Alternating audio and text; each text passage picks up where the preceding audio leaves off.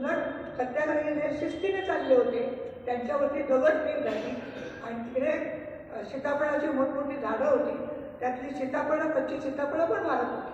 म्हणजे इतकं वाईट त्यांच्या मनामध्ये रुजला होता जातीचा विभाग. त्या पर्वती सत्याग्रह झाला. त्या पर्वती सत्याग्रहामध्ये शिवबाई जाधव ही मुलगी सुद्धा होती. ही या मुलीने तोमोवंशी मित्र या पेपरमध्ये 1910 रोजी लेख लिहिलेला आहे की मुलांना सगळं म्हणत की शेता बाजार कसे आहे, त्यांच्याजवळ जाऊ नका, त्यांना घरात बोलवू नका, म्हणजे त्याचा हेटच करत होते लोक. त्यामुळे त्या यांनी सांगितलं शिवबाई त्यांनी असं कोण म्हणत होतं की ह्या दलित बायका या अशा अशा आहेत वगैरे वगैरे असं तक्रार होत होती. तेव्हा त्या शिवबाई जाधव त्या मुलीचं नाव, तिनेच पत्र पाठवलं जानबा कांबळेंना की तुम्ही आम्हाला नावं ठेवता आणि भीक मागण्यात पोट भरण्यासाठी रस्त्यावर उभ्या राहतो, मग तुम्हाला त्याचं काय वाटत नाही हो, म्हणजे मग तुम्ही आम्हाला मदत करा की, तुम्ही का मागे राहता, नुसती चळवळ अशा या स्त्रिया तशा या स्त्रिया असा करू नुसता गोंधळ घालू नका. मग काळा म्हणजे तो सत्याग्रह झाला. काळा म्हणजे सत्याग्रहात सुद्धा खूप मारपीट केली, शिव्या दिल्या, खूप त्रास दिला, दगडफेक केली, तरीसुद्धा आपले लोक सत्याग्रही तिथे उभेच राहिले होते. आणि त्यांनी ते काळाराम मंदिर हे चार दरवाजे आहेत त्याला, तर प्रत्येक दरवाज्यावर काही स्त्री पुरुष रात्रंदिवस बसत होते. बाबासाहेब जेव्हा गोलमेज परिषदेमध्ये गेले होते आणि ते जेव्हा परत आले तेव्हा ते म्हणाले की अजूनही सरकारला आपली दाद फिर्याद घ्यावीशी वाटत नाही, तर तुम्ही आता हे थांबवा. आणि सत्याग्रह थांबवून बाबासाहेबांनी येवलेला धर्मांतराची घोषणा केली की आम्ही इतके प्रयत्न करूनही तुम्हाला आम्ही आपले वाटत नाही, व्यक्तीला महत्त्व आहे. आणि तो त्यांनी त्या क्रिया समजून घेत होत्या. आणि मग बाबासाहेब ज्या ज्या सभांना जा तिथे त्याही जात असतात.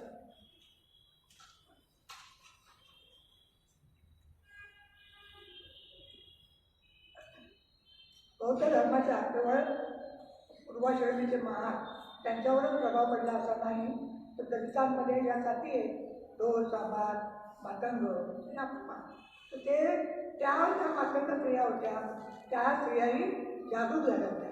विशेषतः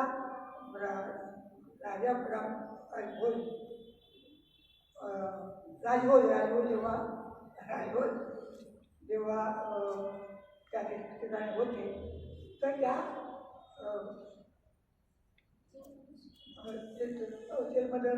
त्या जेलमध्ये ज्या महिला गेल्या त्या आपल्या कडे खांद्यावर मुलंही घेऊन गेल्या होत्या. त्यांचा राजकारणात अशा स्त्रियांचा आपण चांगल्या तऱ्हेने त्याचा विचार केला पाहिजे.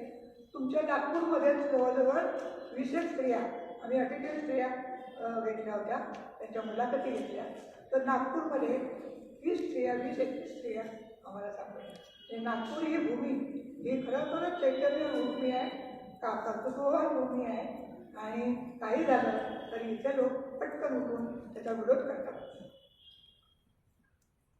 आणि नंतर मग बाबासाहेबांनी 1942ला 2 जुलै 1942ला एक मोठी सभा घेतली. आणि त्या सभेमध्ये त्यांनी सांगितलं की आता आपल्याला दुसऱ्याच्या उंदळीत पाणी प्यायचं नाही आहे, आता आपण स्वतःच राजकारणामध्ये जाऊन आमच्या विरुद्ध जे लोक वागतात तर त्यांना समाचार घेतला पाहिजे, म्हणून आपण राजकीय हस्तक्षेप आपला करता यावा, म्हणून आपण सर्वांना सांगताय. आणि इतरही उद्देश केला तर यांनी शिक्षण द्यावं, मुलांना शिक्षण द्यावं, पत्नीही आपली पत्नी नसते केवळ, ती आपली मित्रसुद्धा असते आणि त्या मित्रकडे बघा असं बाबासाहेब सांगत असतात. आणि म्हणून त्याने दलित फेडरेशन जे काढलं ती दलित फेडरेशनची मोठी परिषद झाली त्या नागपूरमध्ये. आणि 25,000 स्त्रिया त्या परिषदेत आल्या होत्या आणि त्यांची वेगळी सभा बाबासाहेबांनी केली. आणि त्यावेळेला आमच्या स्त्रिया ज्या साड्या वरती नेसायच्या त्या तुम्ही नीट नेसा, तुम्ही एक अशा तऱ्हेने मुलांना लवकर लग्न करू नका, लग्न ही फार मोठी जबाबदारी असते, तेव्हा त्या मुलांची लग्न करू नका, त्यांना शिकवा, असं पुन्हा पुन्हा सांगत असतो.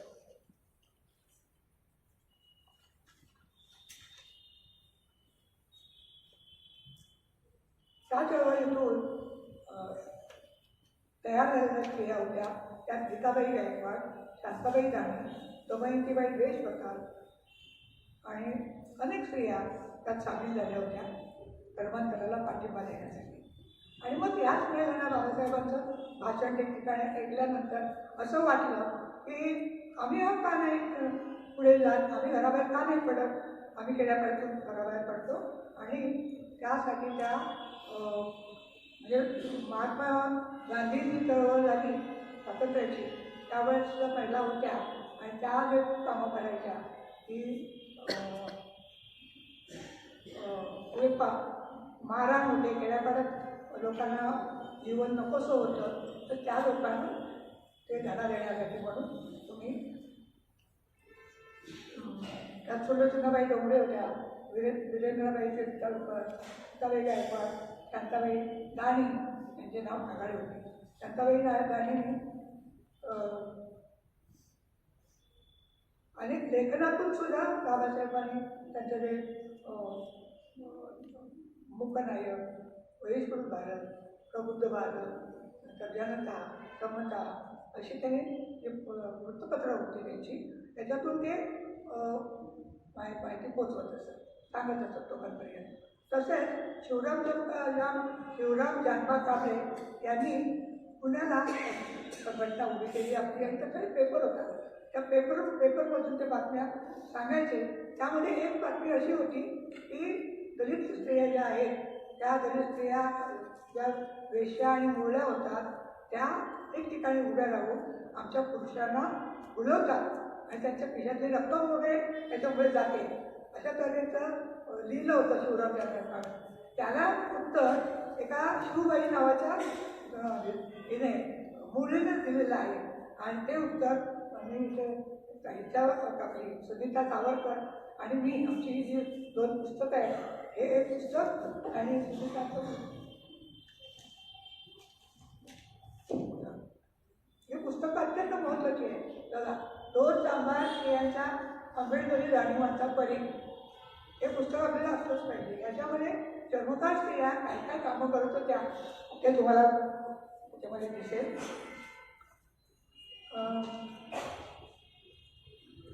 काही आंबेडकरी चळवळीतल्या बाबासाहेबांच्या प्रवृत्त्या असलेल्या त्यांनी शिक्षण संस्था चालू केल्या.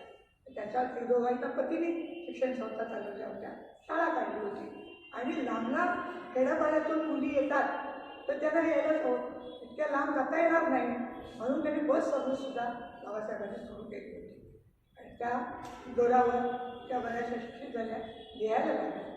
लेखनातून प्रतिक्रिया देण्याची जी जागरूकता असते ती संवेदनशील महिलेमध्ये दिसून येते. 1928ला चोखामेळा हे उल्साबाई हे त्यांची पत्नी बनसोडे, चोखामेळा बनसोडे, तर ते किसनगाव होती बनसोडे, तर ते मुंबईला काही कारणास्तव जास्त दिवस राहणार होते, म्हणून त्यांनी त्याच्या पत्नीला कुठेतरी आश्रमात, स्त्रियांचा आश्रम होता त्याच्यात ठेवलं होतं. तर तिथे ती राहिल्यानंतर त्या बाईने म्हणजे त्यावेळेला सांबाराला हात लावला की त्याला भाग होत होता, पहिला महाराजा लावला की त्याला भाग होता ना, असंही परत वातावरणात त्यांनी काम केलेलं आहे. तर त्या तुळसाबाई बनसोडे या किशनबाबुजी बनसोडेच्या पत्नी, किशननी वृत्तपत्र छापण्यासाठी किंवा पुस्तकं काढण्यासाठी एक सामान्य असा हे करता छापता, त्या छापताना काढला होता आणि ते असं रोलिंग करून त्याची पानं येत असं तो पेला होता. तर त्यामध्ये या बाईने 2 जाहिराती दिलेल्या आहेत.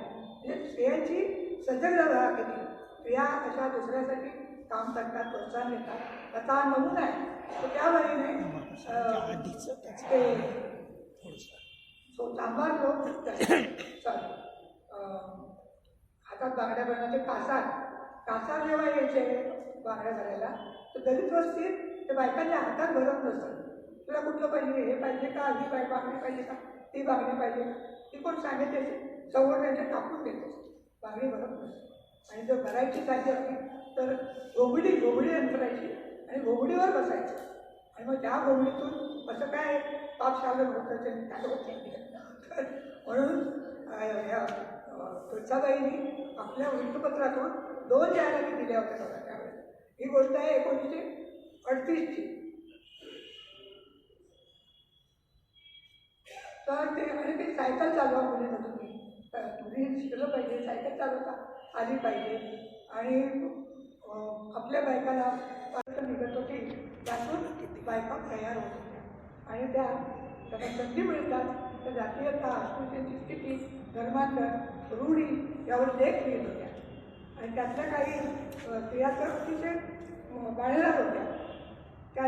त्या जे लेख लिहित होत्या ते लेख वाचून त्यांची परिपक्वता आपल्याला कळते. त्यानंतर होती आता मुरळीचा विचार आपण थोडासा बाजूला ठेवला तर ती सिल्वर धर्म आम्हाला निरपत्र दिलं. ते आमचे आईबाप दोषी आहेत, जे आम्हाला त्या देवाला वाहतात. ते काही आमचा विचार करत नाही, त्यामुळे त्यांना तुम्ही दोषी म्हणा, आम्हाला दोष देऊ नका. असं पत्र खूप 2-3 पानं होतील एवढं होतं. आणि ते आमच्या सविताच्या पुस्तकात ह्या चांभार ह्याच्यामध्ये पुस्तकांमध्ये आहे.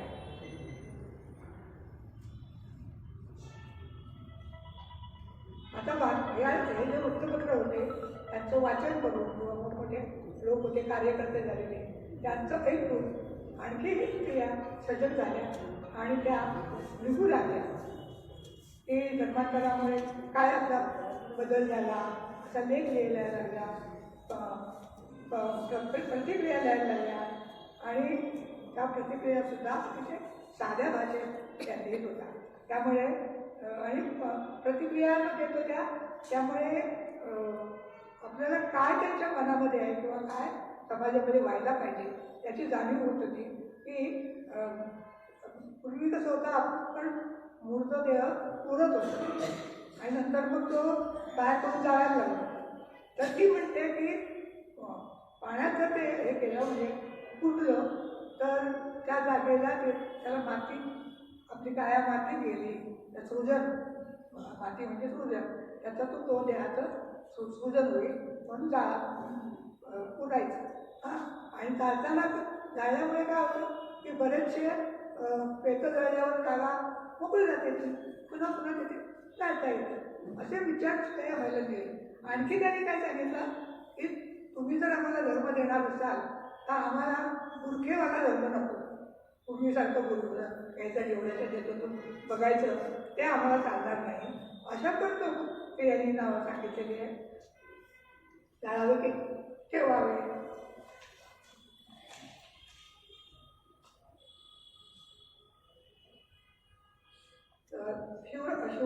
शिवरामजी यांचे पत्नी मीनाबाई शिवराम आणि कौशल्या बैसंत्री या दोघींनी खूप मोठं काम केलेलं आहे. त्या अस्पृश्यता निवारणाच्या ठिकाणी त्या लोकांना समजावून सांगत असतात की काय तुम्ही अस्पृश्यता का पाळता, तेही माणसं आहेत, आम्ही माणसं आहोत. तर त्यासाठी या त्यातल्या अनुसूयाची उत्तर कर चांभार पाहिजे तिने लेख लिहिला आहे त्या याच्यामध्ये वैष्णव भारतमध्ये. आणि लेख लिहिणाऱ्या बऱ्याच स्त्रिया आहेत त्याच्यात. त्या शांताबाई दाणी लिहित होत्या, मीनाबाई शिवराज पण लिहित होत्या. पण खऱ्या अर्थाने चळवळ जर कुठे सुरू झाली असेल तर ती बाबासाहेबांनी. आणि 27 डिसेंबरला महाडमध्ये पाण्यासाठी हे केलं, त्यामध्ये होत्या ते. पण काय होतं की आपली जी पितृसत्ता म्हणून आपली जी असते ना ती सर्व काही गोष्टींच करायचं, त्याची इच्छा, त्याला महत्त्व असं जे वातावरण ठेवतं, तर त्या वातावरणातून बाहेर काढण्यासाठी काही स्त्रिया स्वतः वाढत होत्या, झगडत होत्या. आणि कुठे सभा संमेलनाला जायला झालं तर पतीचा विरोध सहन करू शकला. तर पती किती घाणेरड्या पद्धतीने शिव्या देत असत, मारधाड करत असत, तरी ह्या स्त्रिया येतात कार्यक्रमाला येतात. पुण्याला लक्ष्मीबाई काकडे ही आम्हाला भेटली. ती छान होती, गोरीकारी प्रस्थान आणि बाई. तिला आश्चर्य वाटलं, आम्ही काम केलं, तुम्ही आमचं काम केलेलं आला. आणि मग तिने आपल्याला देश सांगितलं, बरोबर मोठं आहे. ती म्हणाली माझ्या सासूला 5 मुलं लहान लहान होती, 7 होती, पण काही लहान होती. तर मी सभा संमेलनामध्ये जायला बघितलं की सासू माझी म्हणायची माझी 5 पोरं आणि तुझी 2 पोरं, त्यांना घेऊन जायचं. मग ही बाईने काय करायची, ही सभेला जाताना ते पाटात पाणी घ्यायची भरून आणि जेवायचं अन्न पण घ्यायची आणि त्या 5-7 पोरांना घेऊन जायची कडेला, हॉलच्या कडेला. तेव्हा धाबाच्या हॉल असत, असं बंदिस्त हॉल असत, तर तिथे बसायची आणि ते खड्डा काढायची. खड्डा काढला, कोणी म्हणालं शी झालं जा तिथे काढलं, सू झालं जा तिथे काढलं, भूक लागली हे जाऊ काय पाणी लागलं ही घे पाणी, असं करून ते मी पोरं आल्यावर तर ही भाषण ऐकते. तर त्या बाईचं आम्हाला खूपच कौतुक वाटलं. आणि तिने दुसरी गोष्ट तिची महत्त्वाची म्हणजे तिने आपली सासू 7-8 पोरांना जन्म दिला आहे, तर कसं काय होणार यांचं भरण पोषण हे तिच्या मनात होतं. त्यामुळे तिने आपल्या 2 मुलांच्या वरती स्वतःचं सार्वजनिक ऑपरेशन केलं. ही घटना 1930ची. आणि तिने बंद ऑपरेशन करून बाहेर आपण सांगायची की तुम्ही करा, जास्त मुलं नका तुम्हाला होऊ देऊ, शेवटी आपल्यावरच येतं, आम्हाला सगळं घर काम करून मुलांचं संगोपन करावं लागतं, तर तुम्ही हे करू नका, असं सांगू नका बाहेर.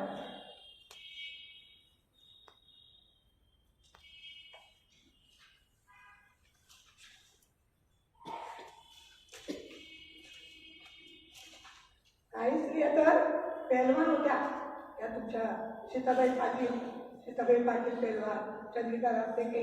कारण लहानपणी तर त्यांच्या बाप्पा वडिलांचे हे असायचे जिमखाना हे करायला, तर त्या लहान मुली जायच्या आपण व्यायाम करायचा.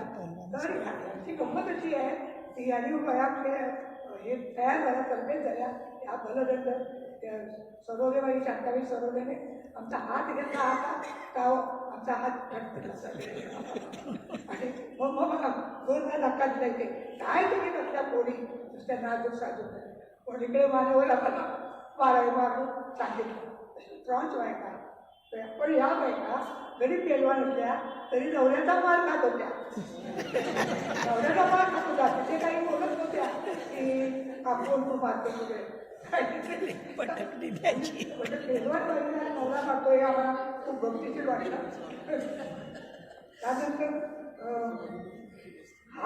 हालाला जाताना कंटाळून बायका काय करायच्या, सासू काय करायच्या, त्या बाईने आपल्या सुनेने बाहेर जाऊ नये म्हणून सारखी जर एखादी सून बाहेर पळायला लागली तर एवढा मोठा खोडा असायचा लाकडाचा, त्याला कुलूप किल्ली असायची अशी, तो खोडा पायात घालायच्या त्या बाईच्या.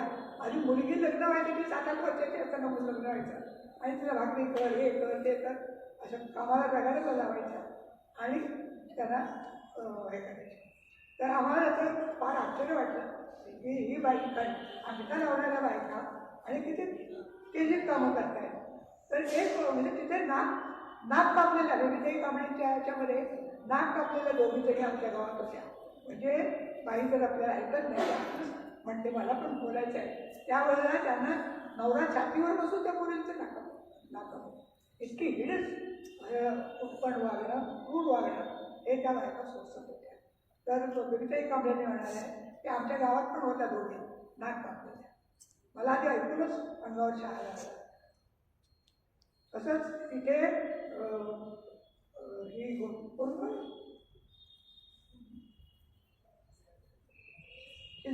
गुजराती आणि सुनीता आल्यानंतर सांगत हे विषय आहे.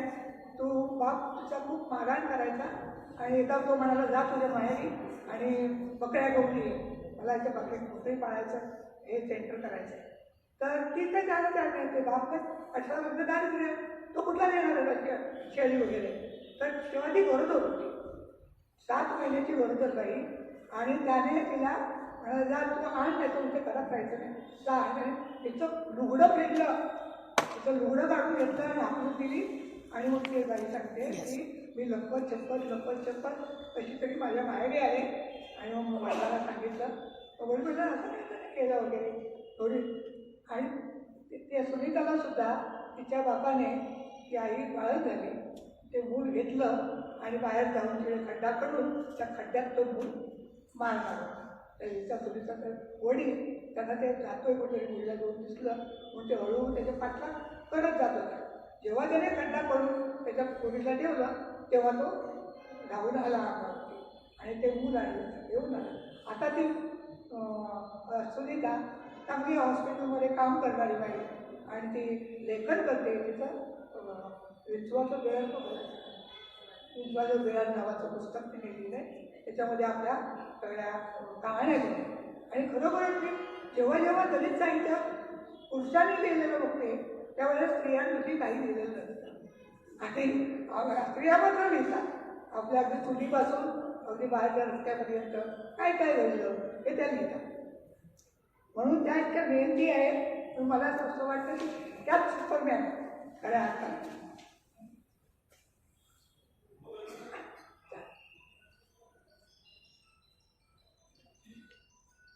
आणि एक तर मंत्री आहे ती जाणवकर, त्याच्या यांच्या पुस्तकामध्ये आहे की जाणवकर बाई भंगी, पण ती नवरा सगळं घेऊन बसायचा, दागिने कपडे असतात. तर तो तसं करू नये म्हणून त्या ह्याच्यामध्ये जात पंचायतमध्ये जात आणि त्या सांगत की मला याच्यापासून काडीमोड घ्यायची. तुम्हाला ती मी वाचूनच दाखवते.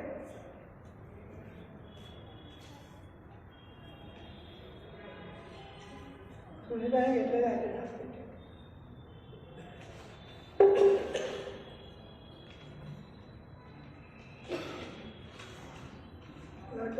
आपण पण नाही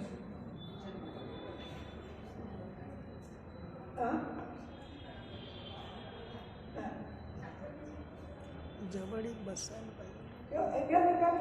म्हणून तुम्हाला वाचून दाखवते. तुला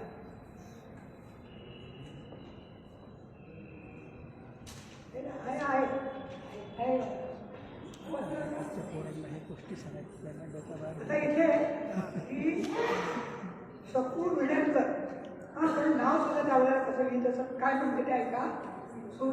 तिने नोटीस दिली. तिचा तो रारा विठ्ठल लक्ष्मण विड्याकर, तेव्हा राजमान्य राजश्री असं पुरुषांच्या मागे लिहायचं असतं. तर ती रारा लिहिली आहे तिने. आणि ती म्हणते की वेल रेजिमेंटची 6वी मुक्काम केस या सही करणार की मी सही करणार की इकडून या नोटिशीद्वारे कळवण्यात येते की माझे लग्न तुमच्यापर्यंत होऊन 5 वर्ष झाली. या मुदतीत लग्न झाल्यावर काय ते 15 दिवस आपण राहिलो. मग शेवटी तुम्ही मला घरी सोडलं. इतक्या आणि तिथपासून मी आज किती वर्ष राहते. तर मला माझ्या गावचे दागिने आणि 65-68 रुपयाची पोळी ही तुम्ही घेतली. तर आता माझ्या आईबापाने तुम्हाला जे सहकार्य केलं या दागिन्याचं, तर त्याच्यासाठी तुम्ही मला या नवऱ्याबरोबर राहायचं नाही, त्याच्याकडे नाकाला जायचं नाही. तर जात फिर्यादीने त्याला नोटीस पाठवावी आणि सांगावं. तर तो ती म्हणतो की करिता मला येऊन जाण्याची तजवीज ही नोटीस पावल्यापासून 15 दिवसाची आत करावी. तर तुम्ही वाचताय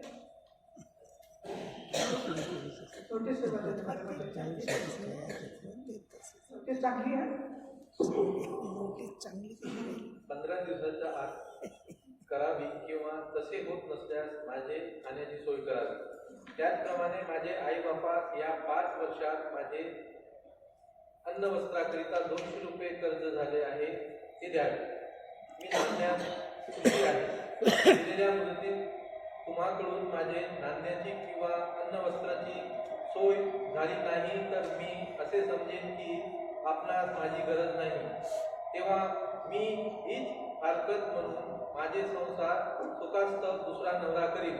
माझे आई बाबाच्या दागिन्याचा व माझ्या भरत पोषणाचा सर्व खर्च एकंदर 260 रुपये झाला आहे.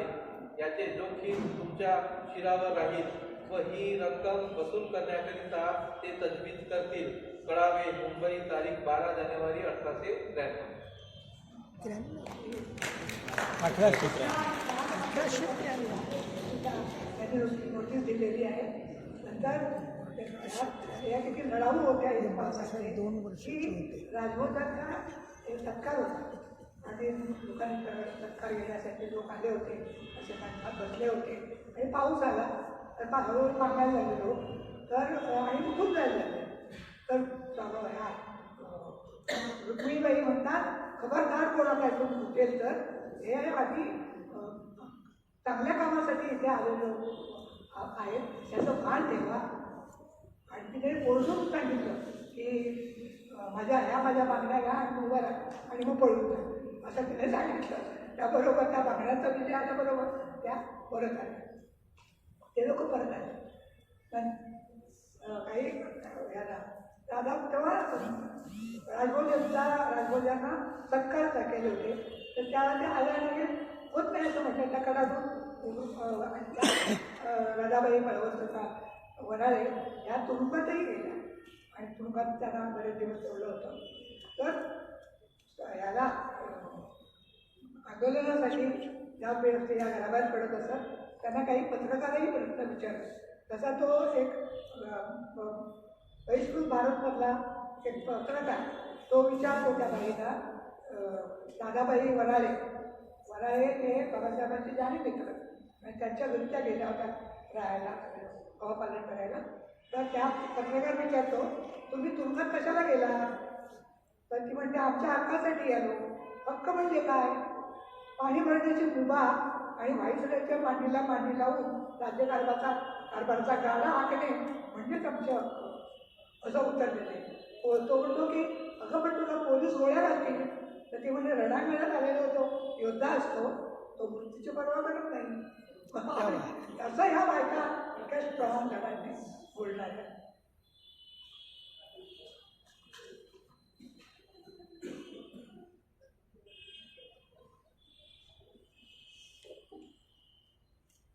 ह्या सत्याग्रहांमध्ये आणि बाबासाहेबांचे जे मित्र होते, असकर होते, चित्रे, टिपणीस, त्यांच्या पत्नीसुद्धा वेगवेगळ्या कारणाने येत होत्या सभेमध्ये. आणि त्या बाबासाहेबांनी जेव्हा महाडला सांगितलं की तुम्ही साडी अशी खाली वर नेसू नका, ती जातीवाचक दिसते, तेव्हा जातीवाचक असते. साडीच नव्हे तर डोक्याला आडवी चिरी काढली तर ती केली माळी, मोठा असं कुंकू लावलं तर ती महारी, त्याच्या खालचं गोंधळाचं पण तुळस कोंडली तर महारी आणि इकडे टिकली थोडीशी इथे टिकली किंवा तर ती वरच्या वर्गातली. त्यामुळे तुम्ही त्यांना घालू नका त्या सांगत होत्या. आणि त्या बायकांमध्ये ह्या सवर्ण बायकांमध्ये विमलाबाई बागर, इंदिराबाई नाईक, श्रीमती सहस्रबुद्धे, त्या सहस्रबुद्धेच्या हाताने मनुस्मृती जाळली होती. आणि मनोरमाबाई प्रधान, चित्रे, टिपणी, गोपिकाबाई आणि काही शीख पुरुषांचाही स्त्रियांचाही सहभाग होता. आपल्याला अतिशय चळवळ आहे दलित चळवळ, म्हणजे दलित शब्दसुद्धा वापरू आणि आंबेडकरीचं वापरू. तर ही जी दलित चळवळ आहे ती चळवळ अशी सुखाने अशी आलेली नाही. तर किती ज्याच्या मारधाड हात सगळं मोडून टाकेल असं जे त्यांना बुडवलं जायचं. तर त्यावेळेला त्या रस्त्यावर येऊन स्त्रिया मोठ्या प्रमाणात उभ्या राहायच्या. आणि त्या जनता प्रबुद्ध भारतमध्ये लेखही लिहायच्या आणि प्रतिक्रियाही लिहायच्या. त्यामध्ये बेबीताई कांबळे आत्मकथने लिहिली बाईने आणि शांताबाई कांबळे, प्राध्यापिका कुमुद पावडे, हिरा बनसोडे, ज्योती लांजेवार, उर्मिला पवार, प्राध्यापिका सुशीला मूल, मीनाक्षी मूल, डॉक्टर आशा थोरात, सुरेखा भगत, विमल नारेकर, सरिता जांभळे आणि त्या अंबोरे आणि सुजाता लोखंडे तिथे आलेले आहेत. ह्या स्त्रियांनी मोठी कामं केलेली आहेत. याच काळात आणखी एक आमची भगिनी फार मोठं काम केलेलं तिने, ती म्हणजे विमल थोरात. विमल थोरात ही नागपूरचं हे पाणी जे आहे तुमचं म्हणजे बलगडचं पाणी ते घेऊन त्या दिल्लीला गेलेल्या होत्या राहायला तिथे. पण दिल्लीला गेलं तर लपून राहणं चपून राहणं ते जाऊ दे म्हणून आता आपण काहीतरी बघूया असं नाही. तिथे स्त्रियांना एकत्रित केलं, मंडळं उभी केली आणि ती त्या लोकांसाठी अंक तयार केले. त्याचं 3 महिन्याचं तीन महिन्याने एक निघतं त्रैमासिक असं ललित अस्मिता असं विमलताईने केलेलं आहे. आणि विमलचं ती इथे बसली म्हणतो रे पण ती इतकी थोर आहे तिचं तिला कळत नाही पण ती थोर आहे. तिथे म्हणजे महाराष्ट्रात चळवळ झालेली दिल्लीला नेली आणि तिथे बायकांना जमवून तिथे लेखन करून त्याच्यामध्ये त्यांच्याबरोबर ह्या पण होत्या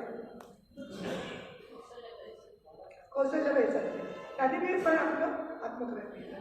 म्हणजे या समाजामध्ये पेन्सिल काय असते पेन काय असतं याची माहितीच नव्हती. नुसते काबाड कष्ट करायचे. त्या समाजातल्या लोकांना मुलींना एकत्र करणं हे काही साधी गोष्ट नाही. आणि मी माझा अनुभव सांगते म्हणजे विमलने भाषांतर करून तिथल्या साहित्याचा परदेशी पोचवत असे आणि त्या स्त्रियांना सुद्धा परदेशी जाण्याची संधी देत असे आणि तिथे त्यांचं म्हणणं काय आहे ते त्यांनी मांडावं अशा पद्धतीचं सहकार्य करणारी विमल थोरात ही आमची मैत्रीण आहे.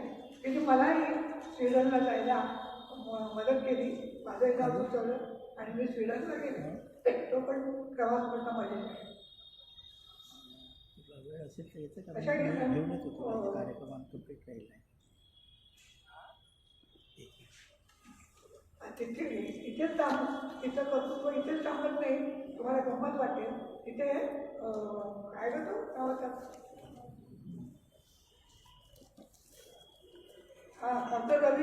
डॉक्टर रवी नाही धर्मवीर ती एका सभेमध्ये खूप खचाखच सभा भरली होती आणि तिथे तो पूर्णपणे स्त्रियांच्या बाबतीत निगेटिव्ह वागणारा माणूस तो भाषण करत होता आणि त्यात तो सांगत होता की काय नाही स्त्री ही जन्मापासूनच वाईट असते. तर तो शब्द मी उच्चारत नाही व्यभिचारी स्त्री ही जन्मदात व्यभिचारिणी असते. त्यामुळे त्या स्त्रियांवर तुम्ही स्त्रियांच्या बाजूला बसू नका. तुम्हाला त्याचं हे ठीक केलेलं ठीक केलं ना त्याच्यावर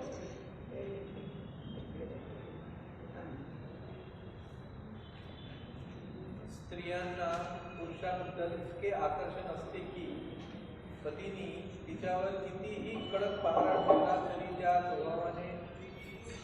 स्वभावात चंचल व निर्दयी असल्यामुळे परपुरुषाशी व्यभिचार करतात आणि पतीचा विश्वासघात करतात. परमेश्वराने स्त्रियांना निर्माण करताना त्यांच्यात हे विघातक दुर्गुण वाचले. ते लक्षात घेऊन प्रत्येक माणसाने स्त्रियांपासून स्वतःचे संरक्षण करण्यासाठी दक्ष राहिले पाहिजे. स्त्रियाच्या लहानपणातच बाप तिचे पालन पोषण करतो. नवरा तिच्या तरुणपणात तिचे संरक्षण करतो आणि तिचे मुलगे वृद्धावस्थेत तिचे संरक्षण करतात. स्त्री ही स्वातंत्र्याला केव्हाही लायक नसते. पिता पती आणि पुत्र यांच्यापासून विभक्तपणे राहण्याचे ध्येय स्त्रीने करू नये. त्यांना सोडून ती राहू लागली तर दोन्ही कुटुंबे पतीचे आणि पित्याचे इतरांच्या तिरस्कारास पात्र होतील. तिला घटस्फोट घेण्याचा हक्क नाही. पतीने पत्नीची विक्री केली किंवा त्याने तिचा त्याग केला तरी ती पतीपासून विभक्त होऊ शकत नाही. स्त्रीला ज्ञानार्जनाचा हक्क नाही. वैदिक मंत्र स्त्रीने म्हणू नये. यज्ञविधी स्त्रीला अशक्य व्हावे म्हणून हे कडक बंधन घातले आहे. अशी ही मनुस्मृती आता पुन्हा आणण्याचं चाललेलं आहे. तर आपल्याला सर्वांना सजग राहिलं पाहिजे आणि त्याचा विरोध केला पाहिजे. सरळ पुण्याला सभा वगैरे घेऊन तिकडचे लोक जे RSSचे लोक आहेत ते लोकांना भडकवत असतात आणि त्यामुळे हे एखादे दगडफेक करायला आणि हाणामाऱ्या करायला मोटारसायकल कोणाची बोलून टाकायची उच्छाद मांडायचा असे उच्चार मांडणारी एक पिढी तयार होते आहे. त्याच्याबद्दल खूप खेद वाटतो, पण आपल्या खेळाने काय होईल असं वाटत नाही. तर मनुस्मृती जेव्हा जाळली ती आमच्या स्त्रियांनी त्याच्यामध्ये भाग घेतला. अलीकडेच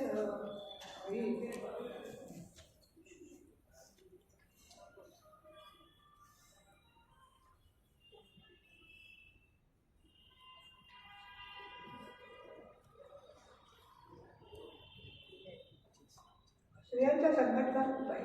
स्त्री ही अशी गप्प बसणारी बाई नाही, कारण स्त्रीला सगळं घरकाम सगळं त्यामुळे ती सतत अलर्ट असते. आणि या अलर्ट अशा स्त्रिया जेव्हा एकत्र येतात तो खूप चांगली काहीतरी वेगळं त्याच्यातून निघत असतं. तर अशा कितीतरी मैत्रिणी आहेत ज्यांनी पेपर लिहून पेपरातून जागृती केली. त्यामध्ये संवादिनी हा आम्ही मी आणि मीनाक्षी ठरवलं की आम्ही ह्याला जात होतो सभा संमेलनात, साहित्यिक सभा संमेलनाला जात होतो. तेव्हा सगळे पुरुषच बोलायला असायचे आणि ती आणि मी अशा बाजूला कुठेतरी असायचो. तर हिरा बनसोड ती म्हणायची की लोणच्याची फोड ठेवतात ना तशा आम्हाला बायकांना ठेवलेलं असतं, बाकी आमच्याची देणं नाही घेणं नाही काही नाही. तर आई जी होती त्याच्यामध्ये आता त्या तरुण मुली झाले त्यांनी त्याच्यामध्ये मीनाक्षी मूळचं आम्ही मैत्रिणी हे संपादक आहे. एकामेकांना रमावीचं नाव घेऊन एकामेकांनी स्थापन केलेलं आहे. रामटेके विश्व लिडर, सुनंदा बोधिले मुक्त मंथन आणि अमरावतीची सुषमा मेश्रा यांनी लोकानुकंप अशा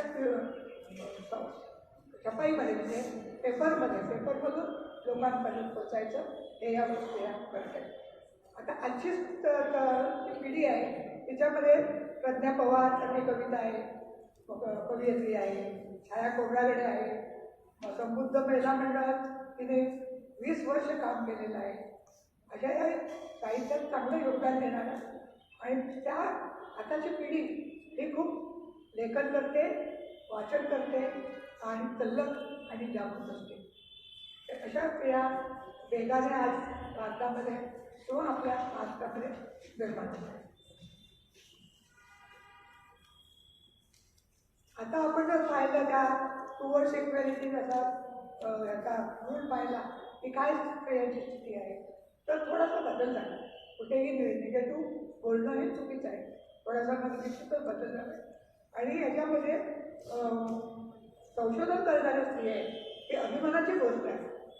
ते स्त्रिया विशिष्ट काळाचा मुलं झाली आणि ते त्यांना सोडून जायचं असं होत नाही. प्रौढ झाल्या स्त्रिया ते काय काम करत आहेत. त्याच्यामध्ये आमची इथे श्यामल गरुड, सुनीता सावरकर, धम्मो संजीनी, प्राध्यापक नंदा कांबळे आणि दीपा रावस्ती या महिला शोध काम करतात की कुठे काय झालं. इथला सगळा गाडूनच टाकलेला आहे भारतात. बुद्धाचा सगळा त्याचे पुतळे फोडून टाकलेले आहेत. तर ते पुतळे जरी झाले तरी पण त्यानंतर सुद्धा लोकांनी त्याची निगा राखायचं हाती घेतलेलं आहे काम. तर हे होताना मला नेहमी असं वाटतं की पुरुष हे आपल्याला त्याला आजही अलिप्त ठेवतात आणि कामं घरची कामं वगैरे सांभाळून स्त्रियाच घराबाहेर पडत असतात. त्यामुळे त्याच्या जसं गांधीजींच्या स्वातंत्र्य सैनिक होत्या तशा आपल्या दलितांच्या मुली या समाजाचं रक्षण करणाऱ्या मुली आहेत. असं महत्त्वपूर्ण मला सांगावं असं वाटतं की आपल्या कुठे सवर्ण स्त्रिया असतात, आपण कुठे नोकरीला गेलो, आपण कुठेही गेलो त्या असतात. त्या जेव्हा आपल्यावर टीका करतात त्यावेळेला आपण सजग राहून त्यांची टीका ही ओळून काढली पाहिजे. तुम्ही म्हणता तसं नाही आहे, तुम्ही त्याचे त्या अतिशयोक्ती करून काय सांगतात की 35% मार्क मिळाला मुलांना डॉक्टर बनता येतं. ते डॉक्टर बनवतात, इंजिनियर बनवतात आणि मोठी पद्धत देतात. 35% मिळतात. मी म्हणले हा 35% कुठे मिळेल? आम्हाला दाखव कुठल्या 35% लोकांना या हे करतात. तर उलट या स्त्रिया फार कर्तृत्वान आहेत. त्या अक्षरशः सभागृह वगैरे असेल आणि त्याच्यात बघत होतो. चर्चगेटला माझं ऑफिस होतं, तिथे बघत होतो.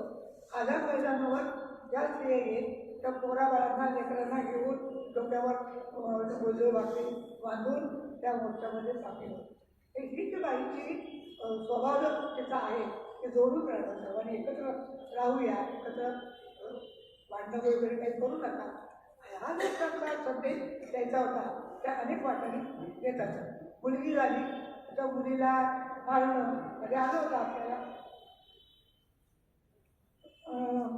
आणि या सवर्ण स्त्रिया आहे त्याच्याशी वाद घालू नका. त्याला प्रेमाने सांगा, समजा बाबा तुम्ही म्हणता ते कशा अर्थाने म्हणताय असं म्हणतं, तुम्ही या रूमवर पुस्तकात देऊ नका. ही अतिशयोक्ती आहे असं त्या वाटतं. त्या स्त्रियांची आपण जाणीवपूर्वक संवाद ठेवला पाहिजे. माझ्या जेव्हा मुली बसतात तरी ते तर त्या वागतात किंवा त्यांच्याबरोबर आपण सतत संवाद ठेवला पाहिजे. दुसरी अशी गोष्ट की स्त्रियांमध्ये वाद होतात. ते वाद होणं पुरुषांमध्येही होतात, पण स्त्रियांमध्ये होतात आणि सगळेजण दूर सांगतात. तर ते एकमेकीला भेटून मी तुला म्हणून सांगते, कोणाला सांगू नको असं अशी सुरुवात करून त्याचा गावभर ती सगळी बातमी होते. आता असं बघून ते करतात. त्याऐवजी तुम्ही समजून घ्या किंवा आपलं म्हणणं काय आहे, त्याचं म्हणणं काय आहे हे समजून वागा. तरुण मुलांना मला सांगायचं वाटतं की जीवनामध्ये अनेक वाटा आहेत, अनेक शक्यता आहेत. आज तू इथे लागले नको जीवन असं वाटलं असतं तरी ते त्यातून बाजूला पण एक दुसरा व्यवसाय सुरू कर. पण या आईवडिलांनी तुम्हाला घडवलं आणि इतका सुंदर ब्रेन आहे आपल्याला. आपण पशुसारखे नाही, त्याचा जो ब्रेन आहे त्याचा उपयोग करा. नुसतं खाल्लं झोपलं, हे बोराची गुरं कशी असतात, त्यानं तारा घातला खाल्लं झोपलं काय त्याच्यावर त्या प्राण्यांमध्ये आणि आपल्यामध्ये फरक आहे. माणसाला मेंदू मोठा मिळाला तर त्याचा उपयोग करा. नंतर एकमेकीच्या चाहड्या सांगा. हा एक फार आनंदाचा गोष्ट भाग करताय का मी तुला म्हणून सांगते, तुला सांगू नको असं करतात. तसं करून त्याला चायनीज खूप म्हणतात. चायनीज कुसकुस. आता चायनीज खुश होतात तोंडाचा करतात. चायनीज खुसखुस ही राहता कामा बरं का. आणि पत्नीने आणि पतीने दोघांनी एकमेकांना समजून घेतलं पाहिजे, एकमेकांवर प्रेम केलं पाहिजे. कारण आता आपली जी हा काळ आहे त्या काळामध्ये आपण अधिक राहून चालणार नाही. आपण उभंच राहिलं पाहिजे. आता याच्यामध्ये संशोधन करणाऱ्यामध्ये बऱ्याच मुली आहेत. त्यामध्ये श्यामला गरुड आहे, आमची सुनीता सावरकर आहे, ब्रह्मसंगिनी, प्राध्यापिका आचलता कांबळे, नंदा कांबळे, दीपा श्रावस्ती या महिला सत्यशोधनाच्या याच्यामध्ये सर्वे करत आहेत. आणि तसंच